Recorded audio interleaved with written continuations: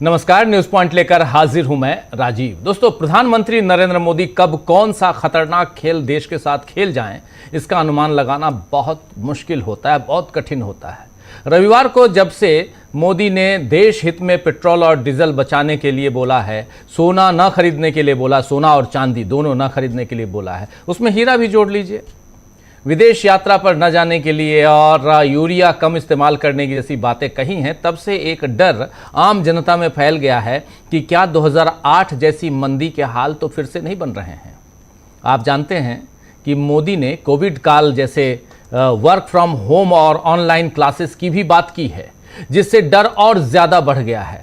कहने को तो नरेंद्र मोदी ने पश्चिम एशिया में चल रहे युद्ध से इसका संबंध जोड़ा है, लेकिन क्या बात केवल इतनी सी है या इसके पीछे कोई और कहानी है?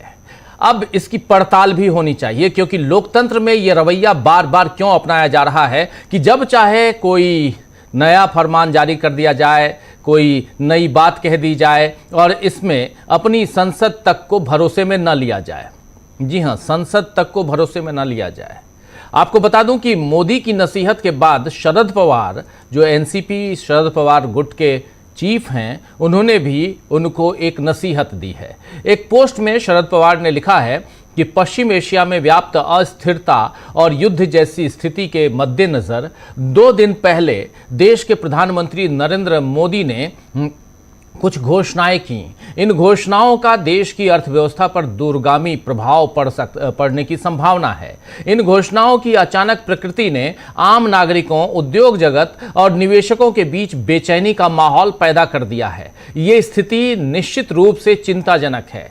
इस मुद्दे की गंभीरता को देखते हुए प्रधानमंत्री को अपनी अध्यक्षता में सर्वदलीय बैठक बुलानी चाहिए। राष्ट्रीय हित के मामलों पर निर्णय लेने की प्रक्रिया में सभी दलों के नेताओं की भागीदारी देश के कल्याण के लिए अत्यंत आवश्यक है। वर्तमान अंतर्राष्ट्रीय स्थिति को देखते हुए केंद्र सरकार को अधिक संवेदनशीलता और व्यापक परामर्श को प्राथमिकता देनी चाहिए। इसके साथ ही प्रधानमंत्री को स्थिति की गहन समीक्षा के लिए देश के प्रतिष्ठित आर्थिक विशेषज्ञों, उद्योग जगत के प्रतिनिधियों और संबंधित विशेषज्ञों के साथ तत्काल बैठक बुलानी चाहिए।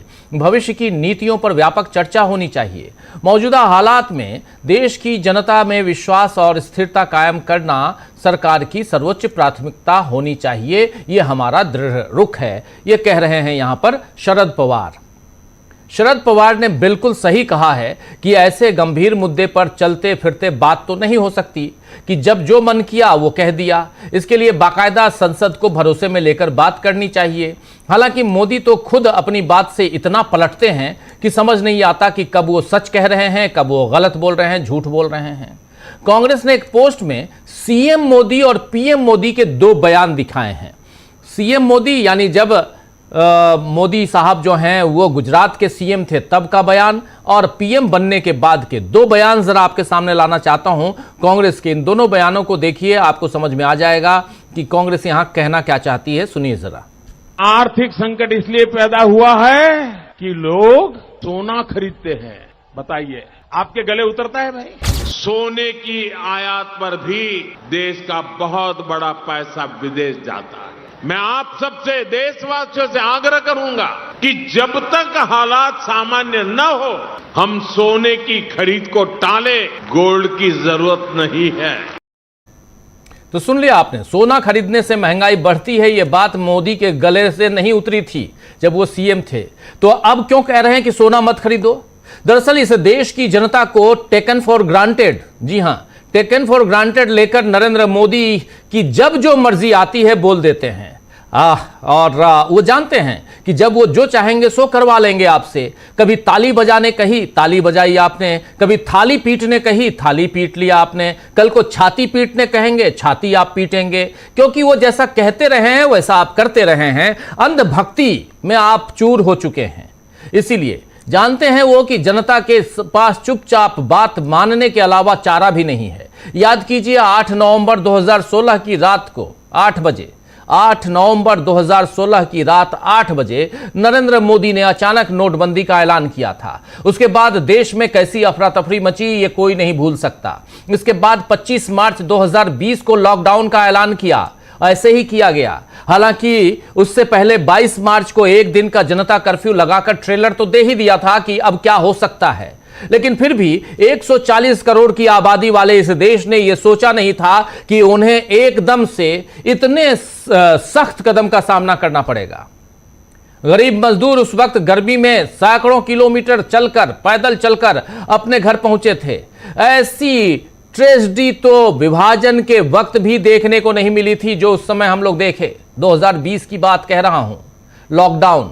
हालांकि लॉकडाउन के बाद भी कोरोना को फैलने से नहीं रोका जा सका और पहली लहर, उसके बाद दूसरी लहर ने लाखों जिंदगियां खा ली।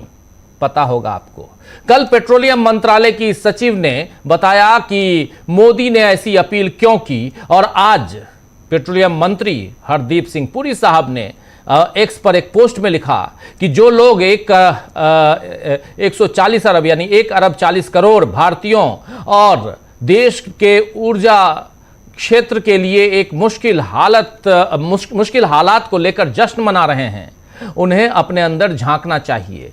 हमने इस चुनौती को एक अवसर में बदलने के लिए कड़े कदम उठाए हैं। भारत ने कच्चे तेल की खरीद के स्रोतों का विस्तार किया है। ये सभी एक मजबूत अर्थव्यवस्था के संकेत हैं, न कि किसी मुश्किल में फंसी हुई अर्थव्यवस्था के।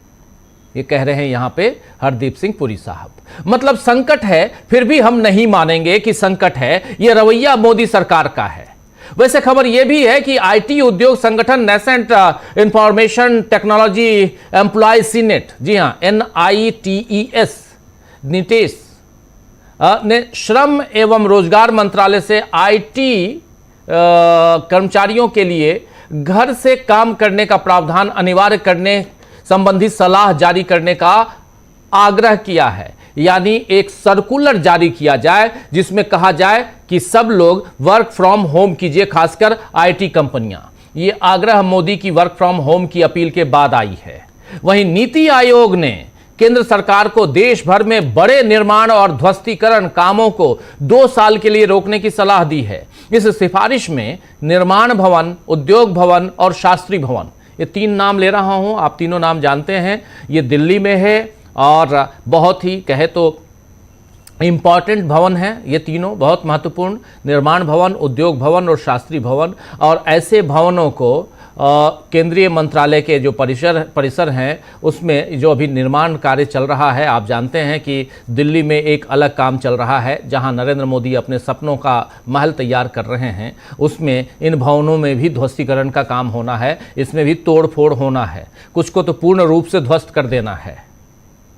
इस काम को भी रोकने की सलाह दी गई है नीति आयोग की तरफ से।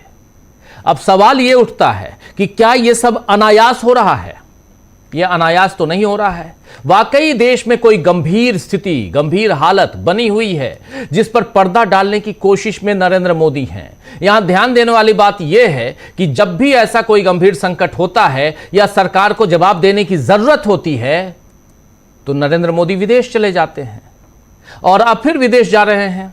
आपने कल ही सुन लिया, नरेंद्र मोदी 7 दिनों के लिए 5 देशों की यात्रा पे जा रहे हैं। आपको कह रहे हैं विदेश मत जाना, पैसे बचाओ, डॉलर बचाओ, लेकिन खुद जा रहे हैं विदेश। उनकी मजबूरी है क्योंकि वो प्रधानमंत्री हैं, उनका जाना ज़रूरी है। लेकिन हमारा आपका जाना ज़रूरी नहीं है। हमारे आपके गए बिना काम हो जाएगा। वो उनका कार में चलना ज़रूरी है, उनके साथ सैकड़ों की संख्या में गाड़ियां चलना ज़रूरी हैं। लेकिन आप और हम कार पूल करके चलें, वर्क फ्रॉम होम करें, बच्चों को स्कूल ना भेजें, घर में ही काम करवाएं, घर में ही पढ़ाई करवाएं, ऑनलाइन क्लासेस हो। ये सब नरेंद्र मोदी ने कही है, मैं अपनी बात नहीं कह रहा हूं, ये सब नरेंद्र मोदी ने कही है।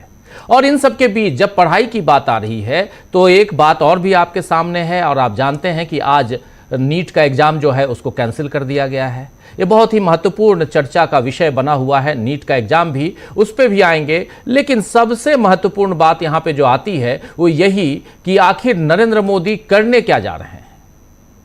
चर्चा करेंगे दोस्तों आज कि क्या फिर किसी बड़े खेल की तैयारी में है नरेंद्र मोदी। ये सवाल इसलिए भी ज़रूरी है क्योंकि आज हिमंता विश्व शर्मा के शपथ ग्रहण में अमेरिकी राजदूत सर्जियो गोर पहुंचे।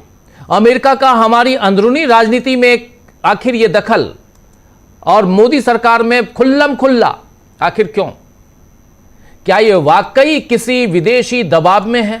उधर पश्चिम बंगाल में मुख्य चुनाव आयुक्त, पश्चिम बंगाल के मुख्य चुनाव आयुक्त जिन्होंने चुनाव करवाया, मुख्य निर्वाचन आयुक्त कह लीजिए, अब मुख्य सचिव बन गए हैं, चीफ सेक्रेटरी बन गए हैं। मनोज कुमार अग्रवाल साहब चुनाव करवा रहे थे और चुनाव इतना बढ़िया करवाया, इतना बढ़िया शानदार करवाया कि बीजेपी की जीत हो गई, तो उनको उसका रिवार्ड मिला है, चीफ सेक्रेटरी बना दिए गए हैं।